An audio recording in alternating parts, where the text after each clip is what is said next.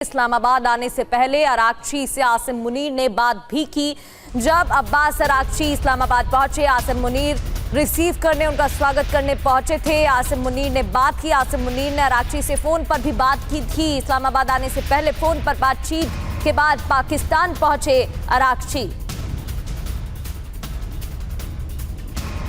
और एक और बड़ी खबर अमेरिकी मीडिया के हवाले से, बहुत बड़ी खबर है। ईरानी संसद के स्पीकर मोहम्मद बाकिर कालिबाफ बहुत नाराज हैं। एक्सक्यूज के हवाले से कहा जा रहा है कालिबाफ ने इस्तीफे तक की धमकी दे दी है।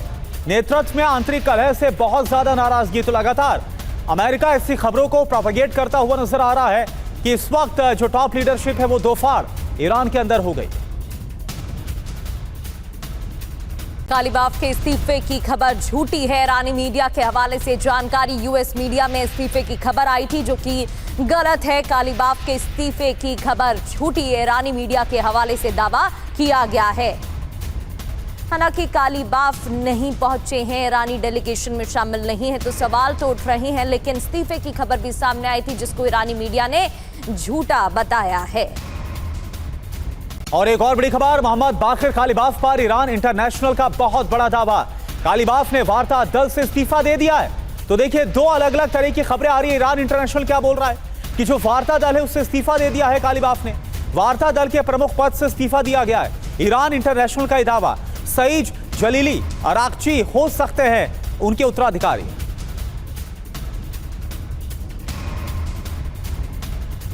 और ईरान वार्ता पर प्रेसिडेंट डोनाल्ड ट्रंप का बयान आया सामने। तेहरान बातचीत करना चाहता है, देखना है कि क्या समझौता होता है। ईरान यूएस की मांगों वाला प्रस्ताव लाएगा।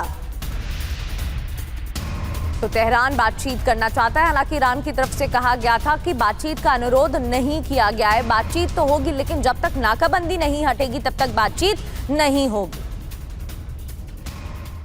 इधर वार्ता के मुख्य मुद्दे और तकरार क्या है, आप देखिए।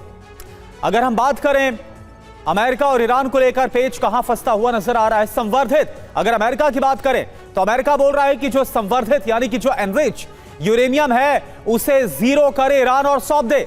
ईरान क्या बोल रहा है कि जो संवर्धित यूरेनियम है उस पर हमारा पूरा अधिकार है। तो यहां पर आप देखिए जो खींचतान तकरार मची हुई है। अमेरिका यह बोल रहा है कि परमाणु साइट्स पर आईएईए की निगरानी होनी चाहिए, तो ईरान यह बोल रहा है कि परमाणु कार्यक्रम पर सीमित नियंत्रण ही हमें बर्दाश्त होगा। इसके अलावा अमेरिका की तरफ से कहा गया है स्ट्रेट ऑफ हॉर्मुज को पूरी तरह से खोला जाए। तो वहीं ईरान का कहना है हॉर्मुज से नाकाबंदी अमेरिका हटाए तभी वार्ता होगी। इतना ही नहीं, अमेरिका ने कहा ईरान की मिसाइल क्षमता सीमित होनी चाहिए, फिर हमले ना करने की गारंटी दे। ईरान की तरफ से कहा गया कि अगर ऐसा होता है तो हमें हमला नहीं करने की गारंटी चाहिए। इसके अलावा अमेरिका यह बोल रहा है कि प्रॉक्सी ग्रुप्स की जो गतिविधि है उसे सीमित किया जाए। तो ईरान का कहना है मध्य पूर्व पर कोई समझौता नहीं होगा। अब टकराव कहां है, पेच कहां फंसा, ये देखिए। पहले दौर की वार्ता में कई मुद्दों पर सहमति नहीं बन पाई। आपने देखा कि कैसे वार्ता फेल हो गई। यूरेनियम और हॉर्मुज को लेकर पेच फंसा हुआ नजर आया, जो अभी भी जस का तस ही नजर आ रहा है। इतना ही नहीं, वार्ता सफल ना होने पर फिर शुरू हो सकती है जंग, क्योंकि अमेरिका ने भी जंगी तैयारी कर ली है। आईआरजीसी की तरफ से भी चेतावनी दे दी गई है। मनीष झा लगातार हमारे साथ बने हुए हैं। मनीष, शर्तें तो वही हैं, मांगे तो वही हैं, तो क्या इस बार बात बन पाएगी या फिर सिर्फ दिखावे की कोशिश है कि हमारी तरफ से तो पीस टॉक की कोशिश की जा रही है, लेकिन ना जेडी वैंस शामिल हो सकते हैं और ना ही कालिबाफ पहुंचे हैं?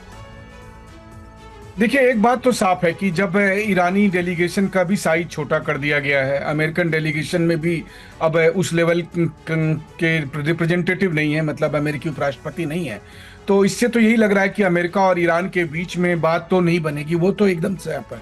लेकिन हाँ, जिस तरह से ईरानी संसद के स्पीकर नहीं आए, इससे इस बात की पुष्टि हुई है कि आईआरजीसी चीफ अहमद वाहिदी और ईरानी संसद के स्पीकर के बीच में मतभेद हैं और इसीलिए उनको यहाँ पर शामिल नहीं किया गया है। और ईरानी संसद के स्पीकर को लेकर लगातार ये बातें सामने आ रही है। अभी तो ये खबर है ही, और ये इसमें अब कोई संशय भी नहीं रहा कि वो इस डेलीगेशन का हिस्सा नहीं है, क्योंकि अरागची साहब केवल अकेले आए हैं, ईरान के विदेश मंत्री। लेकिन ये भी खबर आ रही है कि ईरान के संसद के स्पीकर और आईआरजीसी चीफ के बीच में खुलकर मतभेद हैं। और अभी आज की तारीख में ईरान में मोस्ट पावरफुल व्यक्ति आईआरजीसी चीफ हैं। तो वैसी स्थिति में तो ये लग रहा है कि अगर आईआरजीसी चीफ नहीं चाहते हैं कि कोई बातचीत हो और केवल बस बातचीत में इंगेज रखा जाए, तो वैसी स्थिति में कुछ नतीजा पाने की उम्मीद नहीं है, नंबर एक। दूसरी बात है कि अमेरिकन डेलीगेशन में कौन है? अमेरिकन डेलीगेशन में जेरेड कुशनर और स्टीव विटकॉफ हैं, जिसको लेकर ईरान खुद ही कहता है कि वो अमेरिका से ज्यादा इजराइल का हित चाहते हैं। तो अगर वो इजराइल का हित चाहते हैं तो और इजराइल क्या चाहता है? इजराइल चाहता है कि जंग हो। तो पहले भी अगर आप देखें तो युद्ध शुरू होने से पहले 2 राउंड की जब बातचीत हुई थी, उसके बाद जेरेड कुशनर और स्टीव विटकॉफ ने जाकर ट्रंप को कहा कि युद्ध के अलावा कोई और विकल्प नहीं है। मुझे लगता है कि अब जो बातचीत पाकिस्तान में होगी, यहां से लौटकर वो दोनों फिर ट्रंप को यही कहेंगे कि ईरान मानने वाला नहीं है, इसलिए युद्ध करना ही पड़ेगा। और ईरान के को जब ईरान पर बिल्कुल मनीष, और कुल मिलाकर ऐसा लग रहा है कि यहां पर बातचीत को लेकर गंभीरता कम, लेकिन अमेरिका पाकिस्तान की साठगांठ ज्यादा और पाकिस्तान की लगातार वो कोशिश कि कैसे किसी तरह से लगातार अमेरिका को खुश रखा जाए ताकि जो पैसा है वो मिलता रहे, चंदा मिलता रहे।